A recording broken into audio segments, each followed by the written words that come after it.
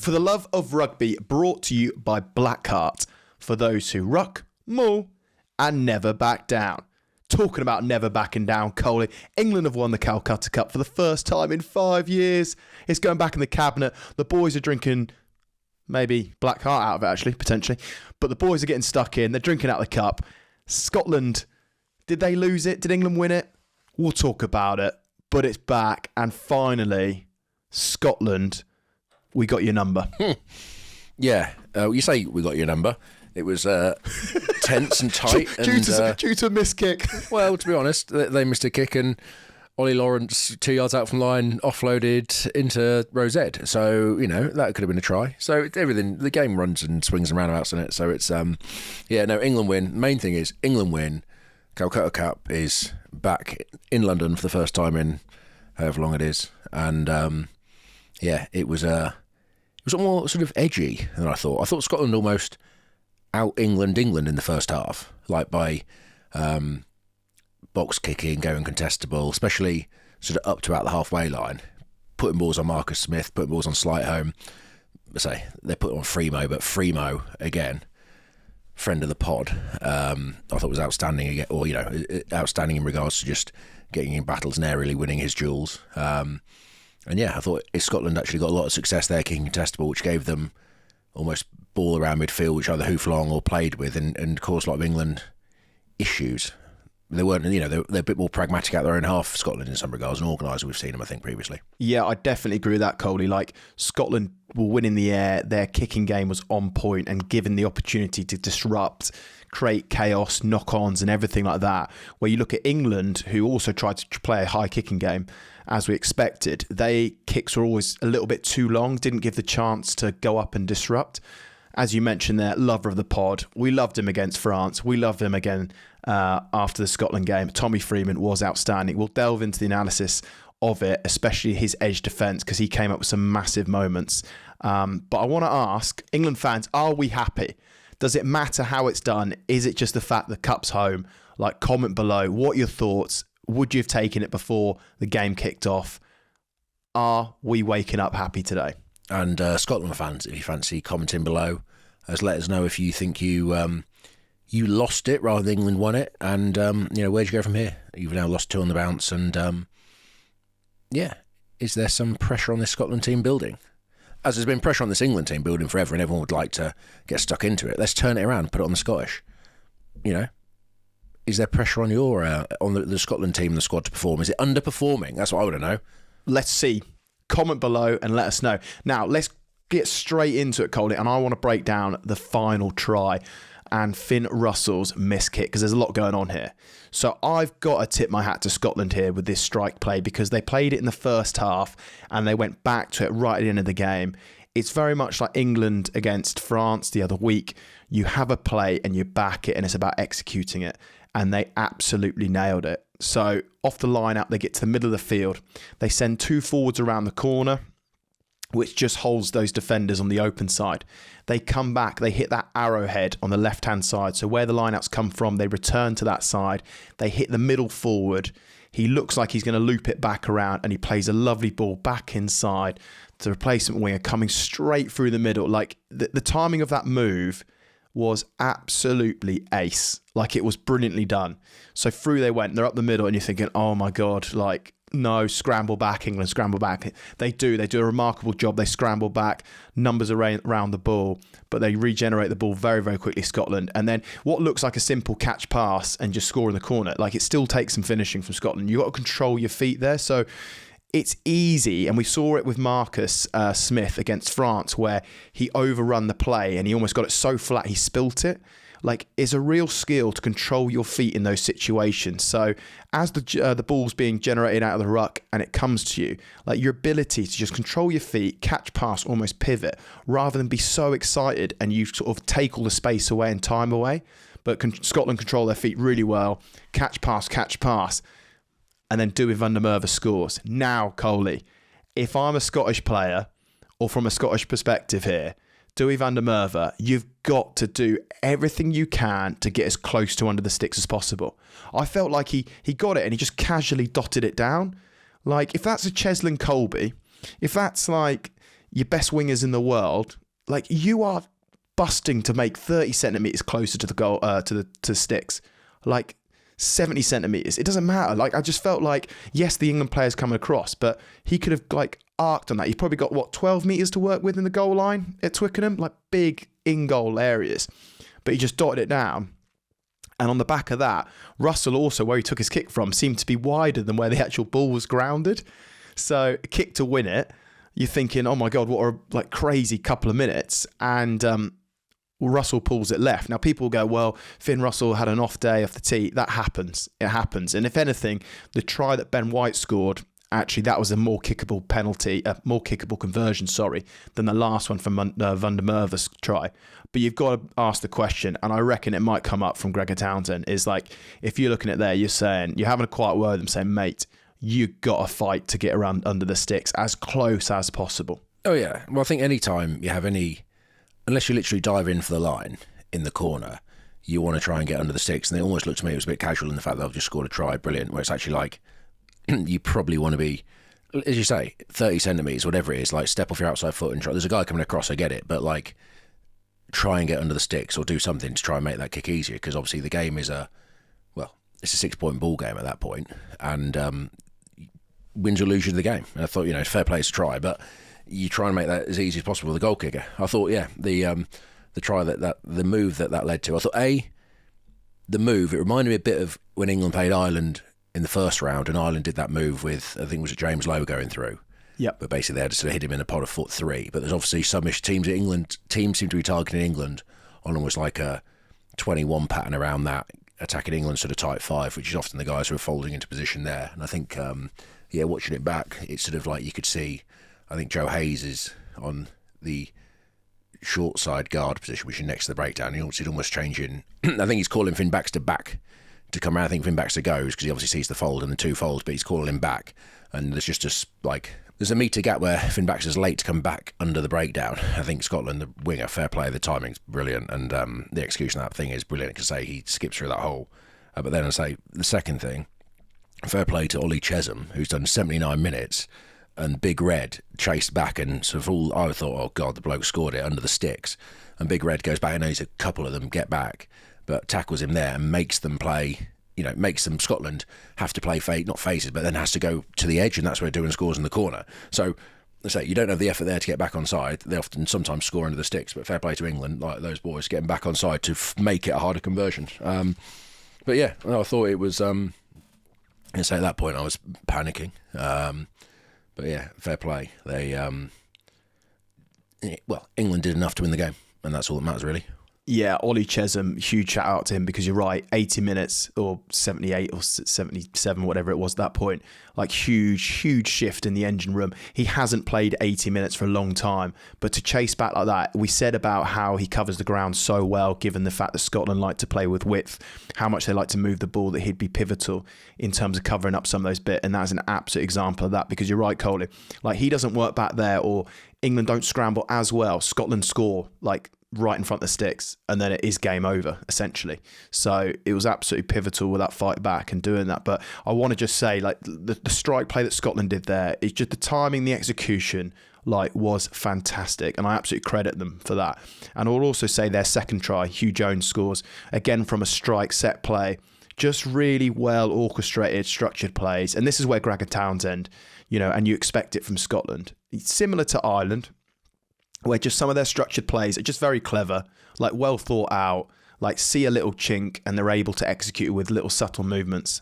But England's edge defence is vulnerable, Coley. And I've got to say, myself and Ant actually spoke about on Friday, and it was always my big worry, was Scotland's ability to get the ball to the edge and their distributors, and how much joy they get in the wider channels in the way that they play.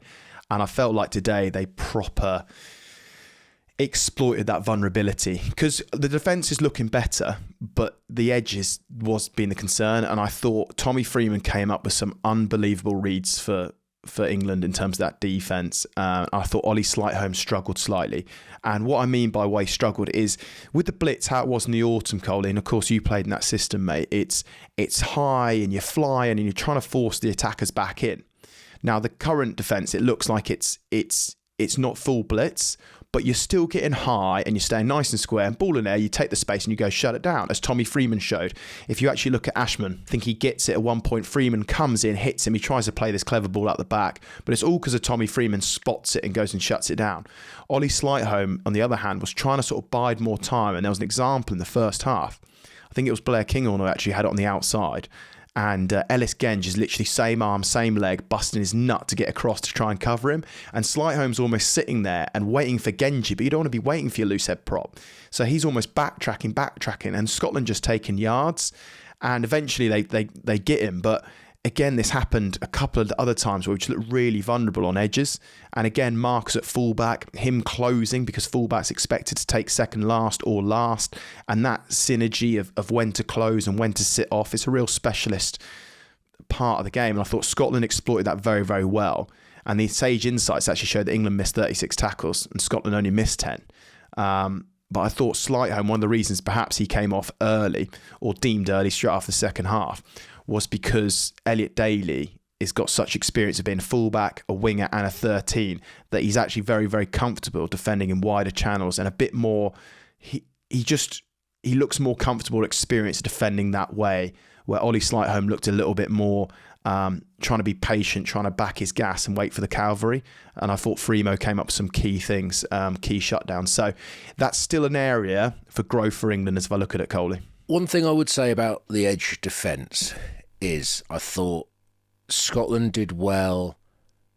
I think it's Hugh Jones's try. Scotland basically throw the ball in just, I think it might be Gilchrist at the front lineup, but there's several times, about 3 or 4 or 5 times, they didn't bother lifting it in the air. They literally just took the front option like a man on the floor, which means the ball in there from the hooker to the 9 to the 10, it's rapid, which basically I think for Hugh Jones' try, almost England didn't look organised. It was almost like they expected a drive or a sort of a slower line out, which I think allowed Scotland to sort of miss pass, get wide and get into outside channels fairly easily because England looked so condensed in midfield, in which case. But I also think Scotland did really well.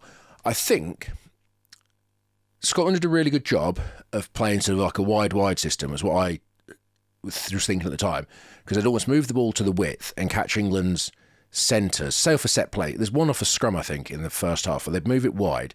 I think Ollie Lawrence ends up being the breakdown. Slade ends up sort of going round the corner, and you got winger. And then Scotland almost have 3 backs in there, but they also reload with Russell sort of swings back round to the open side. So Scotland probably played about 40, 50 metres wide. But England's back row lacks, I would say, an edge forward.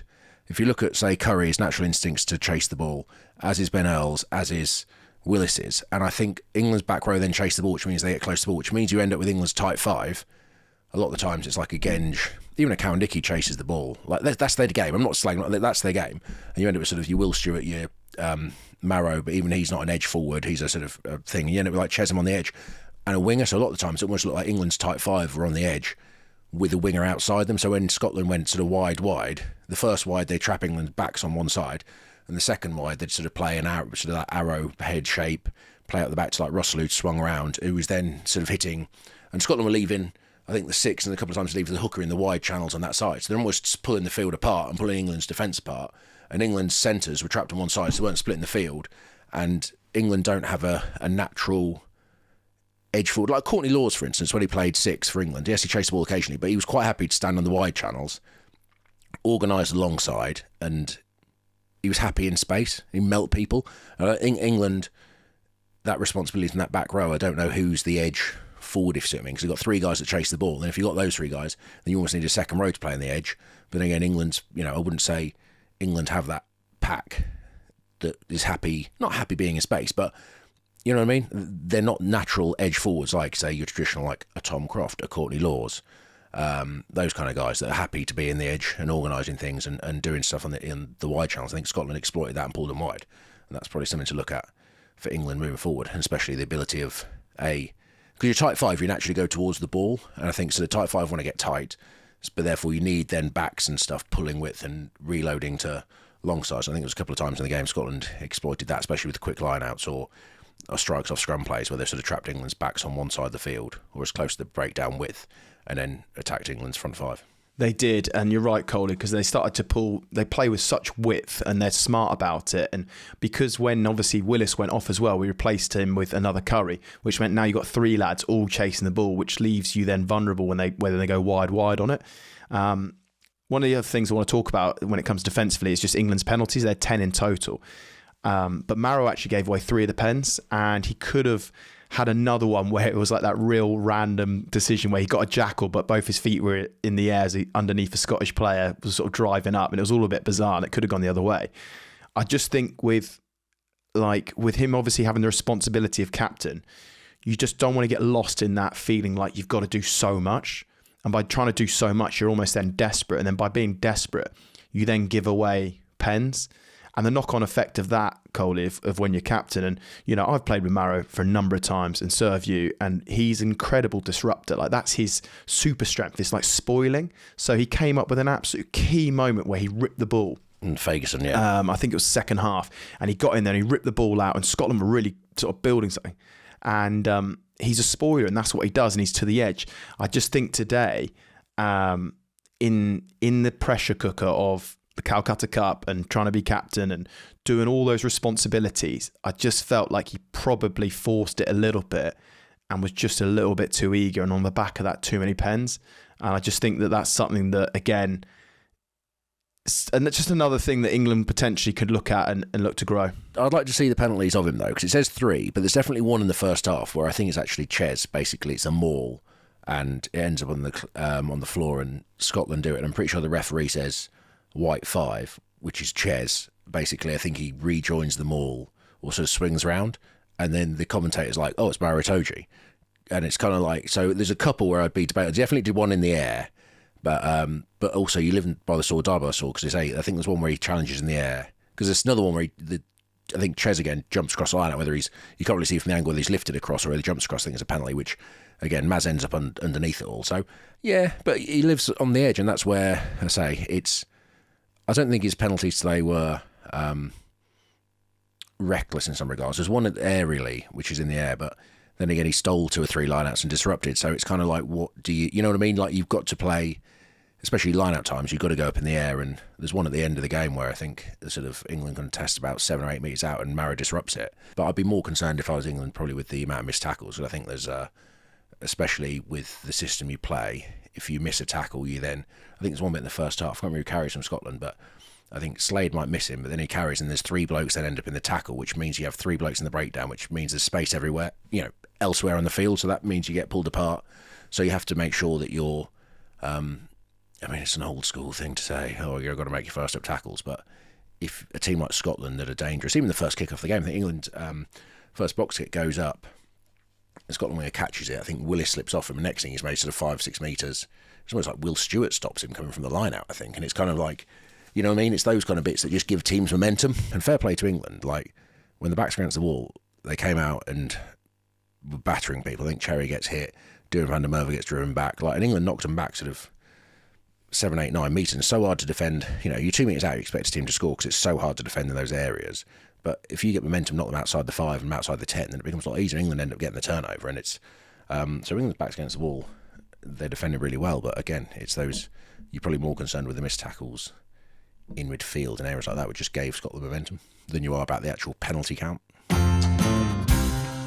Well, Ben, we talked about a clash of styles before the game, and I'm going to give you some of the sage insights, because they're actually quite, not remarkable, they stand out. So Scotland made 247 passes in the game, while England only made 99, and 49 of those are from the scrum half.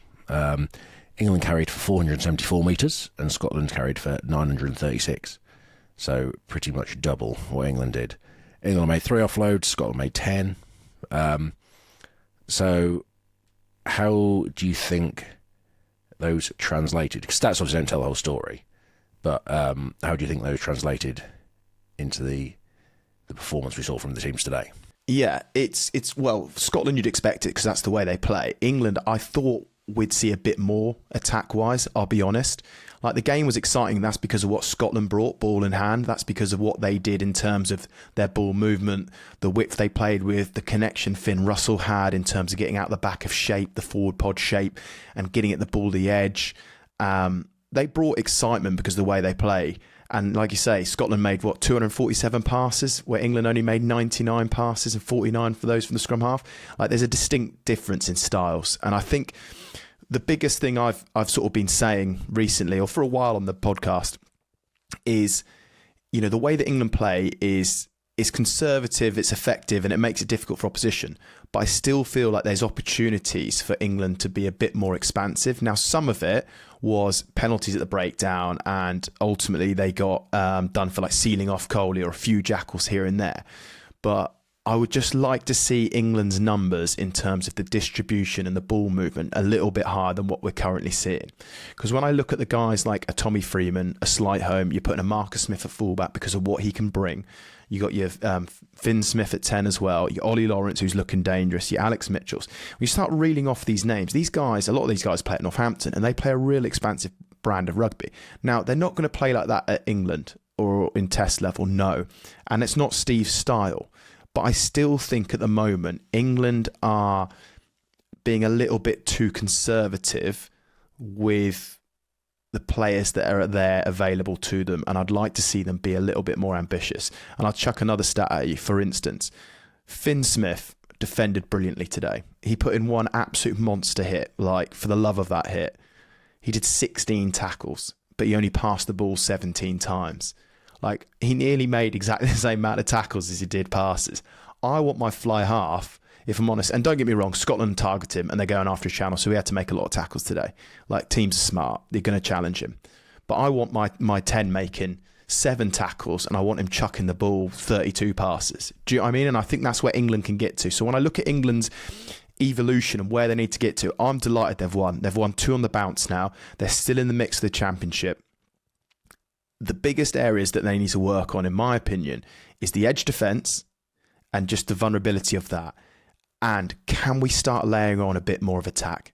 Because it's too often we're seeing it in sort of 2-minute spells rather than a consistent theme with it, Coley. So yeah, I think you're being a little bit negative, to be honest, on the attack. I think you look at the first half. I thought England will attack in the right areas of the field. I don't think England are going to run it from their own goal line.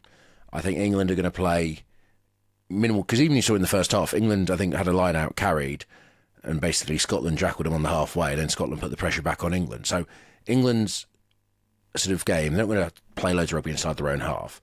And I think first half, England really struggled with I think Scotland did a job on them, almost contestable. I think, the amount of balls that sort of England were trying to go contestable, but they kicked it too long. Scotland got momentum back, and England playing the whole game in their own half, especially in that first half. A lot of the game was played in between the sort of 10 metres and the 22s, but a lot of the game was played in England's half, so they're not going to attack from there. They had one sort of attack of a set piece, I think, in the first half, which they almost scored off. They also scored a try in the first half when they were in the right areas they failed to attack, which was, again, Freeman's try.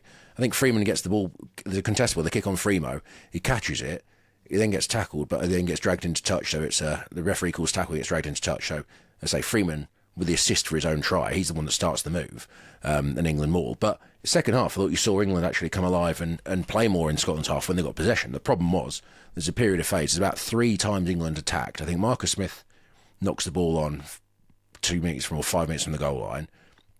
Chandler Cunningham South comes on, he's carrying well, but he knocks the ball on, which is, I think, the next attack. And I think the third attack, Ben Earl gets done for off his feet, which is a bit debatable in some regards. So there's 3 attacks that have been blunted by, you can't go through the phases because you lose the possessions. And there's another one where Scotland, again, Ritchie, I think, reaches over the top, and there's 2 or 3 breakdown penalties where Scotland, again, I thought it was a breakdown, they reach over the top and steal the ball. But, you've got to adjust to the conditions. But so there's 5 or 6 attacks where England potentially, you say they can attack, they can build a score and all this, or, they want to see more from them. But they're the areas to do it, and there's 5 or 6 times where they've been let down by not individual errors, but I say knock-ons or penalties. And it's similar with end of the game. England are 6 points up. They kick for the corner. They maul it. It looks like they're going to get in a position to sort of like, not kick for the corner, sorry, but they kick, I think it's sort of into the Scottish half after a penalty.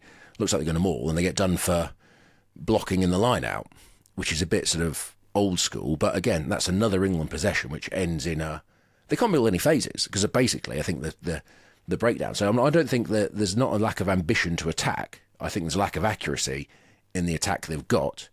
And again, I think, yes, if you look at the game, study it more, there's probably opportunities to spread the ball wide and that kind of stuff. But I think England are trying to be positive in the right areas of the field, but they can't because of, A, Scotland did a good job at the breakdown with their back rowers, which you knew they would, but also England's own errors stopped them building momentum. And I thought you also saw a bit of that in the previous couple of games. When England get it right, I think they are a dangerous team. They just, I just don't think we're ever going to see England run from their own goal line. But I think there are opportunities to move it there. They just have to do it in the right areas of the field. And, Finn Smith, 17 passes don't look great, but the entire first half was spent in his own half. Scotland throw 247 and they don't run from their own half. But what they do with the ball is because they have shape and they have better structure in terms of what they're trying to do attack-wise. And I'm not saying we're going to marry up those numbers, no, but we need to start notching up these phase count, these passes, these actually looking way more threatening. We need to start looking more threatening with the ball. We lose the ball at breakdown stuff because we haven't really got a structural shape, and therefore we end up a little bit one out, we end up a little bit loose. And I just think that, yes, we're still going to be unbelievably efficient out of a half because England are always going to be pragmatic up to the halfway line. But beyond that, we have to start firing some shots. And I felt like Scotland today, they brought the entertainment. They brought excitement because I felt at times they were the ones chasing to try and win it, go and actually win it. Where I think England, I find them kind of sitting on the lead or waiting for a mistake rather than essentially going, no, we're fucking firing a shot here and this is what we're doing. And, the one, the Ollie Lawrence break, from that structured play, which from a line out, brilliant, goes through, offload loose. But by and large, other than that sort of few moments here and there isn't a consistent theme with the way that we move the ball. And I think that is the biggest growth, in my opinion. Because, like I say, Finn Smith chucked 17 passes, Finn Russell chucked 39 passes. That's the way Scotland play. But they're also good at coming out the half. They out-kicked England in the first half with the way that they did it. Yet they still played that number of phases. So England could do that. But I think England can play more in the opposition half. They're not going to, and Scotland were able to play in England's half because they got the kicking game right, especially in the first half. I think England... Yes, in an ideal world, they play more, but you can't say England, last week, they scored 4 tries. I think England's game at the minute is you almost go set piece and strikes off set piece. And that's how they get in the thing. Yes, you want to see more, but again, how many knock-ons have we seen from England? Even last week against the French, I think Marcus knocked one on sort of 5 or 6 metres from the goal line. And England are creating opportunities, but again, I think their own sort of errors, accuracies are hurting them more. And I don't think there's lack of, I do think they are being ambitious with what they've got in regards to the team they have and the way they want to win test matches, which is not how Scotland play. And yes, it's Scotland are entertaining and threw loads of passes. I think part of that was to go wide to exploit England's sort of edge defence. But they had possessions in the right part of the field for them to attack from, which was in England's half, whereas England didn't have that. And that's the basis of England's, if England's attack is in the right areas of the field, they weren't in the right areas of the field today. It's very similar to what I saw against France, though, in terms of such a high kicking game. But I look at the actual backs that we possessed, and I look at some of those guys that the way that they move the ball and play at Northampton, for instance, because it is a heavy Northampton backline, and you add in Marcus Smith, there is a disconnect in terms of actual, everything's still a decision. In my opinion, you have your framework in rugby, you have your attacking framework, you have your exits, but everything's still a decision. So you can override that at any point. And at the moment, we still look so regimented in terms of looking to kick first, looking to turn them with boot in the air, kicks on the floor, kicks in the air, and we look pretty regimented in that rather than still making rugby decisions. And that's the bit that I think this team needs to get to, because I think if England play more and they go a bit more multi-phase and they build pressure with the ball, rather than always building pressure with the boot, build pressure with the ball in hand, I don't think today is 16-15. I think actually England can win quite comfortably. But the moment the games are becoming an arm wrestle and tight because we're not expanding the way that we want to play and building pressure ball in hand. We build pressure through our set piece game. We build pressure through our kicking game, kicking strategy and causing contests. And at the breakdown, we don't build pressure through multi-phase attack. And I just think this is the area where with 2 games to go, I'd like to see some growth given the players that are there. You would like to see growth, I agree. But at the same time, I think there are parts of the game where, again, Richie comes up with, I think he gets a turnover steal. Like England go multi-phase, and the breakdown and stuff becomes, like we talk about sort of the slow ball. Scotland were doing a blasting breakdowns, jackling balls, coming over the top and stealing it and that kind of stuff. So you want to say multi-phase and stuff. I don't think England are not trying. But again, I think they sort of, in some regards, they need to, yes, increase the accuracy of what they're doing. I don't think there's you say about kicking first. Well, yeah, actually, I think, like, you look at the way England play, if you've got Tommy Freeman on a wing and you've got the ball 40 metres away from him, I'd give him a shot, like they did against France the week before, 2 weeks ago. So, like, yes, ideal world, you want to see an improvement in that. The main thing is England win. But the second thing, I think, is, England are, it's not like they're not trying to attack. I just think the accuracy of what they're doing would ideally lead to increase, which allows you to play more phases, which allows you to, you can say about shape and that kind of stuff, but if you lose the ball after one phase, like a lot of possessions you get is you're not going to be in shape because it's either kick return or a turnover or something like turnover attack or something like that. So you have to find a shape. But at the same time, the more shapes you play, it'd be interesting to see, but I don't think the possessions, your chance of scoring goes up with the more possessions you know what I mean? Like the more phases you play. I don't know whether the chance of scoring more tries happens. So therefore, especially with Scotland, who can turn the ball over and give it to Doohan and go the length, like you don't want to risk that thing, so which is why they kick. But I get why they play, and I think yes, there's a chance to improve. But I think you look at today's game, there was not enough, especially in the first half. England didn't have the possession and territory to attack. When they did in the second half, I thought they actually came alive. Like against the French, where they had 3 or 4 attempts where it was set-piece attack, but they actually went for the kill, especially at the end of the game and stuff, and got it and scored. Today was different, but I think that was Scotland being good as much as England not, in my opinion. The mindset needs to evolve, though. I say everything's still a decision, and there is times where we are missing moments to be more. It's not even ambitious. It's just making rugby decisions, ball in hand, because you're telling me otherwise. You've got Marcus Smith at fullback because of what he can do. If it's rugby decision and decision in hand, that's a player thing, isn't it? That's not a coaching thing. Because if you're saying everything's a decision, you're saying that there's opportunities to move the ball and players aren't doing it. Well, either they're not allowed to do it or they're not doing it, which is sort of, we don't know as we're not in the environment. But again, that's for the players to, yes, you can coach it slightly, but that's also on the players to, because there are chances on the field and there is opportunities to move the ball. And whether, England do or don't, I think, again, that's more of you say everything's a decision. Well, why are they making one decision, not the other? And that's what you need to know. Well, I think it highlights to me that the decision is being more encouraged to play the more pragmatic way than the other way. But they have won 2 games now. Yeah, they have won 2 games. But if you look at both games, if you, I don't want to be flip it on its head, but France blundered a load of chances, and Scotland could have won it with a kick. They didn't. Happy days. France didn't either. Happy days. I'm delighted with England win.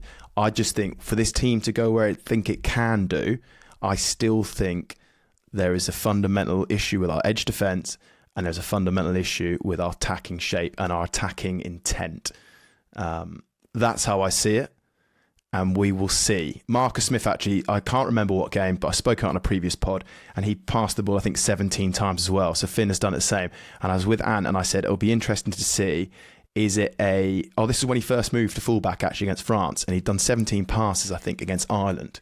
And I said, it'll be interesting, is it a player issue of not like distributing and get other people in the game, or is it a structural tactical issue?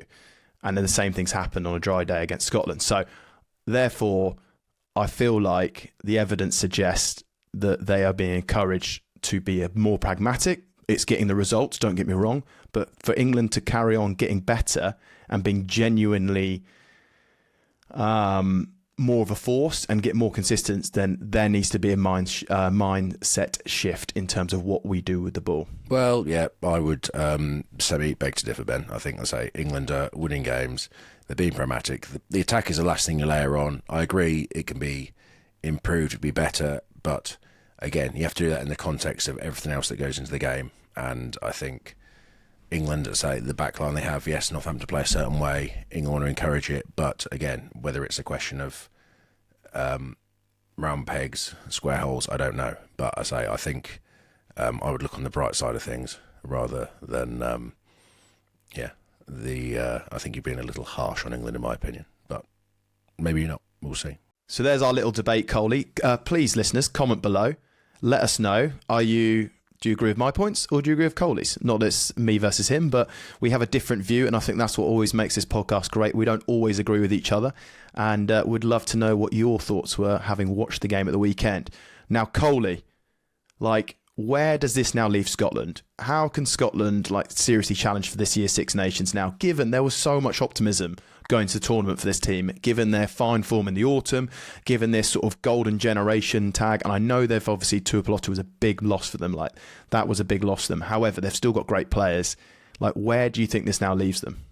I think their ceiling, I don't know. I don't know. You look at the team they've got, you look at the players they've got. Yes, Tuipulotu can come back into it, but you're that's as good as Scottish sort of starting 15 as, Tuipulotu around. I think tactically, they obviously had a game plan to pull England wide and that kind of stuff and kick in the first half. And I think the tactics they sort of employed were, you say very good. But then it's a question of maybe, is their 23 strong enough? Is their wider squad strong enough in regards to, the impact of their bench and stuff like that to see the game out?